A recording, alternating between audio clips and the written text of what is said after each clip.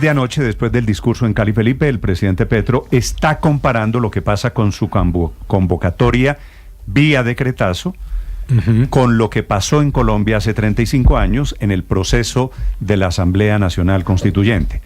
Pide anoche desde su cuenta en redes sociales el presidente Petro que los profesionales del derecho comparen con la convocatoria de la consulta popular.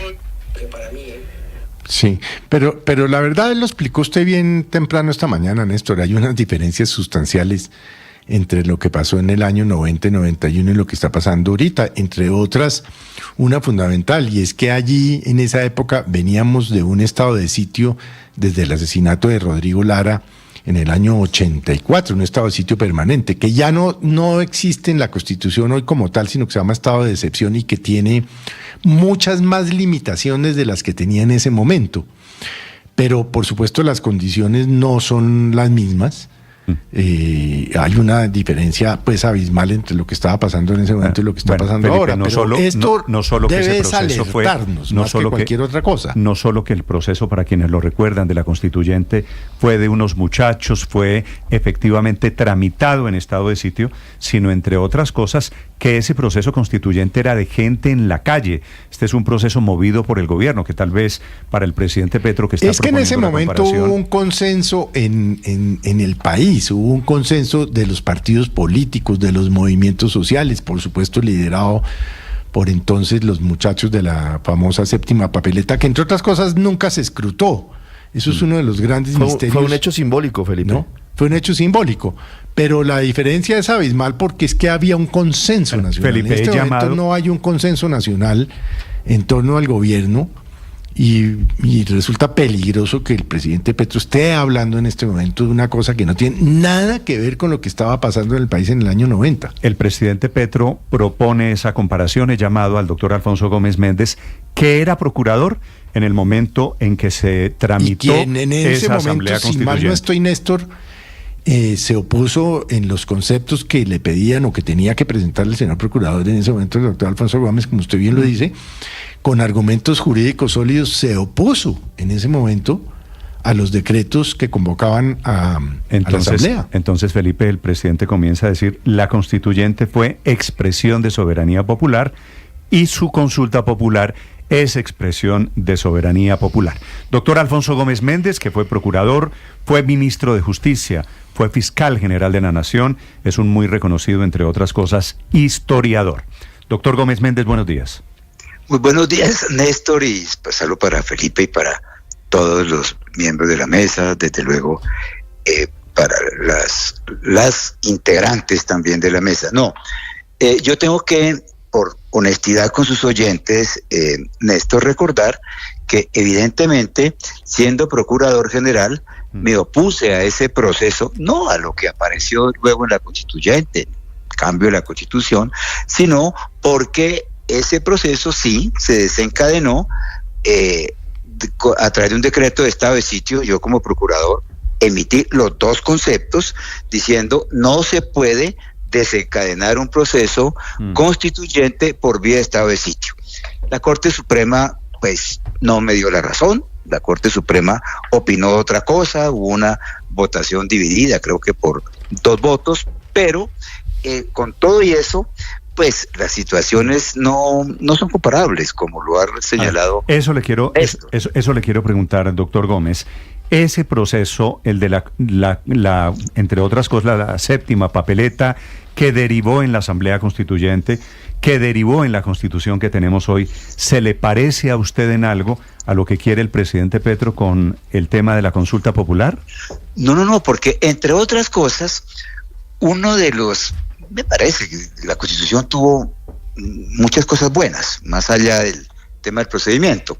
Una de las cosas buenas es que antes de la Constituyente, a excepción de un tema de consulta que había desde el gobierno de Belisario Betancur con Jaime Castro, el ministro de Gobierno, para temas locales, no había mecanismos de participación directa, más allá de si han funcionado o no la revocatoria del mandato, el referendo, la consulta, el cabildo abierto.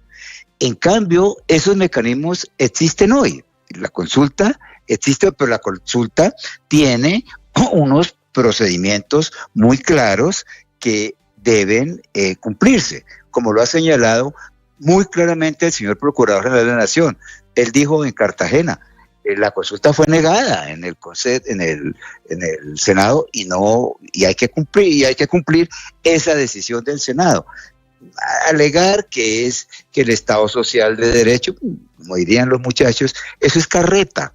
El Estado Social de Derecho, entre otras cosas, ni siquiera se lo inventó el constituyente del año 91, sino que viene de López Pumarejo y de Darío Echandía en 1936. No son comparables las situaciones, Néstor, porque al contrario, ahora hay un mecanismo de participación. Lo que pasa es que hay que usarlo de acuerdo con los parámetros constitucionales y no por esta vía abierta y claramente inconstitucional que se ha usado. Y en términos políticos, pues tampoco fue concebida la consulta como un mecanismo de presión permanente al Congreso para cada vez que los presidentes, no solamente cada vez que los presidentes no les guste una norma determinada del Congreso, un proyecto que no se les apruebe, inmediatamente acudan a este mecanismo. Para eso, o habría que hacer entonces un régimen parlamentario en donde el resultado sea que si se aprueba la consulta o el mecanismo de participación, quien lo propone lo desarrolla, y si se lo niegan, pues se va. Pero eso es en el régimen parlamentario. Pero no son comparables las dos situaciones, al contrario, son claramente diferenciadas. Sí, doctor Gómez, ¿quién decide en todo este debate jurídico, político, en el que nos estamos metiendo? ¿Quién decide si el decretazo es legal o no es legal? Mire, el martes tal vez sí, un foro en el externado. Allá estaba, por cierto, su colega de periodista y colega mío de ejercicio de la abogacía, Héctor Riveros. Estaba también el director del departamento. Su alumno, Héctor Riveros, ¿no?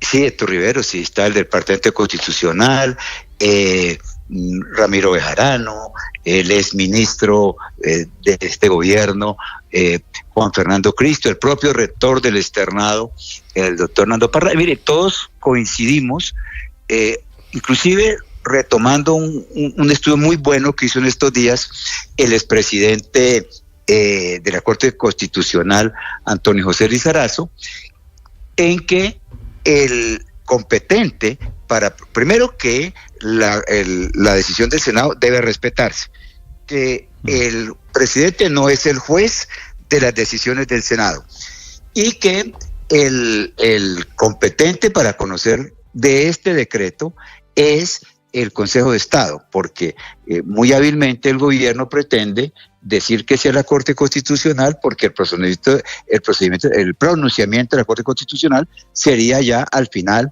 cuando todo esté consumado. Inclusive el mecanismo de envío a la Corte Constitucional, como está en el decreto, pues no tiene piso, porque el control automático de la Corte Constitucional está previsto fundamentalmente es para los decretos que desarrollan o los estados de excepción. En resumen, es el Consejo de Estado, este es un decreto del presidente con efecto electoral, y el Consejo de Estado va a pronunciarse si ese decreto es o no constitucional, y bueno, esperamos esa decisión del Consejo de Estado. ¿Usted cree que hay prevaricato aquí, doctor Gómez? Pues en ese foro, claro que fue la parte menor de toda esa presentación, acudiendo a ese estudio del doctor Lizarazo, a mi juicio, claramente, cuando se desconoce de manera flagrante la Constitución, como desconocer una decisión del Senado y convertirse por sí y ante sí en juez de la decisión del Senado, esa decisión es un acto contrario a la Constitución, y esa es una de las definiciones del prevaricato, cuando un funcionario público emite a sabiendas un acto abiertamente contrario al derecho. Le pregunto porque yo no sé si usted vio la respuesta del ministro Montealegre. Bueno, ministro no se ha posesionado. ¿Quién va a ser ministro? ¿Vio lo que dijo sobre usted el día de ayer? No me interesa. Dijo, lo menciono y usted me dice, dice que su tesis es un disparate y que usted ni siquiera se ha leído el decreto. No, dejémoslo ahí, Néstor. Sí. ¿Qué opinión tiene usted de quién es el padre de esta criatura, doctor Gómez? Me la reservo. ¿No me quiere decir qué piensa de su colega que también fue fiscal general de la Nación, el doctor Montealegre? No por ahora, Néstor.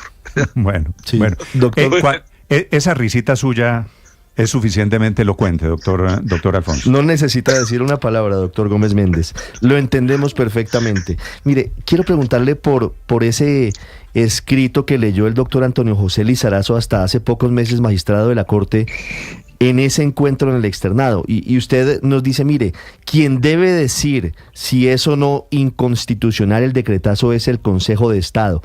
En algún momento de rebote eso podría llegar en esa definición a la Corte Constitucional, quiero decir, no en el control automático posterior a la consulta, sino bajo esa discusión de si es o no inconstitucional.